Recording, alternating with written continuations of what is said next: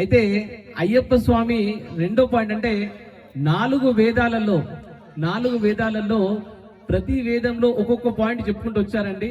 అథర్వణ వేదంలో బ్రహ్మాండ పురాణంలో అయ్యప్ప స్వామి గురించి అయ్యప్ప స్వామి చెప్పిన ఒకటే ఒక పాయింట్ ఏంటంటే తత్వమసి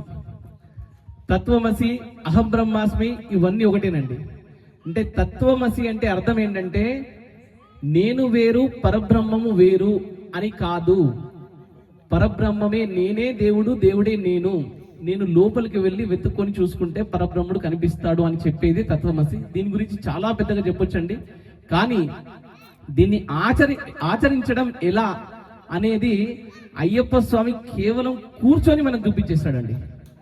మనకు మొత్తం ఇదంతా అవసరం లేదు. అయ్యప్ప స్వామి కూర్చొని చిన్ముద్ర పట్టుకున్నాడు కదండి, ఆ చిన్ముద్ర ద్వారా మనం ఈ తత్వమసి అనే జ్ఞానాన్ని మనం పొందొచ్చు అనమాట. ఇది చాలా ఇంపార్టెంట్ పాయింట్. మూడో పాయింట్, 5 వేళ్ళు ఉన్నాయి కదండి. ఈ 5 వేళ్ళల్లో 4 వేళ్ళు ఒకవైపు, 1 వేలు ఇంకో వైపు.